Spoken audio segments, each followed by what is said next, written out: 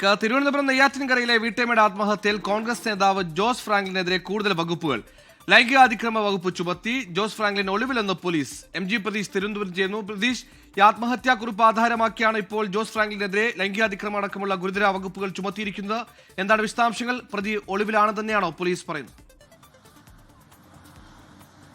സുഹൈൽ, ഇക്കഴിഞ്ഞ ബുധനാഴ്ചയാണ് നെയ്യാറ്റിൻകരയിൽ വീട്ടമ്മ ജീവനൊടുക്കിയത്. ഈ നഗരസഭാ കൗൺസിലർ കൂടിയായ ജോസ് ഫ്രാങ്ക്ലിന്റെ ഭാഗത്ത് നിന്ന് വലിയ വീഴ്ചകൾ, വലിയ ആരോപണങ്ങൾ ഉൾപ്പെടെ ഈ മരണവുമായി ബന്ധപ്പെട്ട് പുറത്തു വന്നിരുന്നു.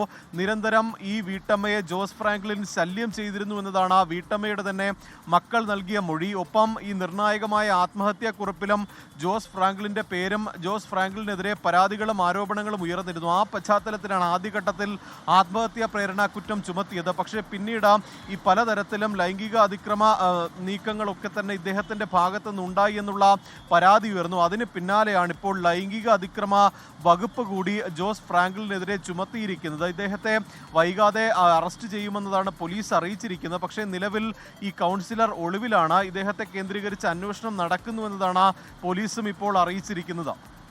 ലോകത്തെവിടെയായാലും ഏത് സമയത്തും 24 വാർത്തകളും ഓഗ്മെന്റഡ് റിയാലിറ്റി പാക്കേജുകളും എക്സ്പ്ലെയിനറുകളും വിശദമായി കാണാൻ ഞങ്ങളുടെ യൂട്യൂബ് ചാനൽ നിങ്ങൾക്ക് സബ്സ്ക്രൈബ് ചെയ്യാം.